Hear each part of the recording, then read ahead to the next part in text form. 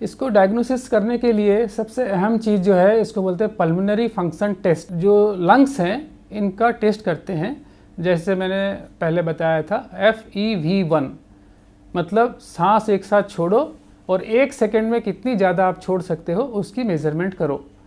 उसमें अगर कमी आती है, प्रेडिक्टेड वैल्यू से अगर वो कम होता है तो हम सोचते हैं कि ये ब्रोंकाइटिस चालू हुई है।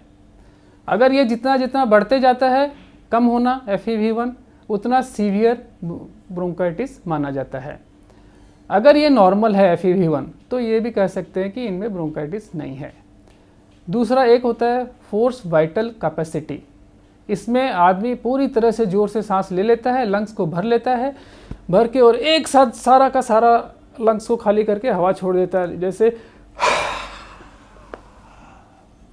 जितना छोड़ सके उतना छोड़ सकता है, उतनी हवा को मापते हैं और FEV1 को मापते हैं। तो FEV1 divided by FVC vital force capacity जो बोलते हैं, फोर्स वाइटल कैपेसिटी, इनका रेशियो जो होता है वो कम होना शुरू होने से इसको बोलते हैं कि इनमें क्रॉनिक ब्रोंकाइटिस शुरू हो रही है। अब अकॉर्डिंग टू सीवियरिटी ये जो रेशियो है ये कमता जाता है।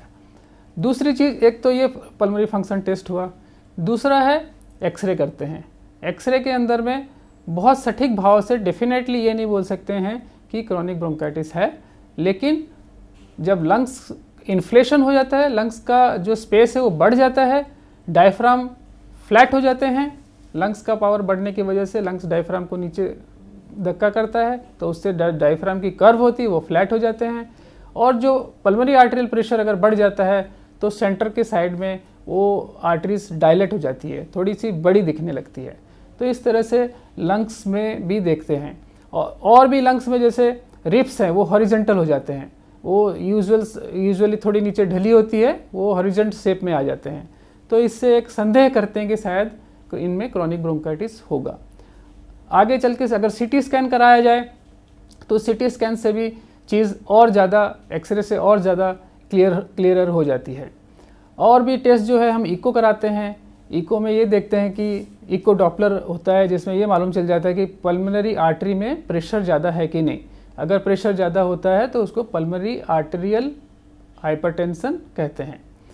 और आगे चल करके हम स्पूटम टेस्ट भी कराते हैं मरीजों का, ताकि ये मालूम चले कि कोई बैक्टीरियल इन्फेक्शन तो साथ में जुड़ा हुआ नहीं है। अगर बैक्टीरियल इन्फेक्शन साथ में जुड़ा होता है तो उसकी इलाज दी जाती है।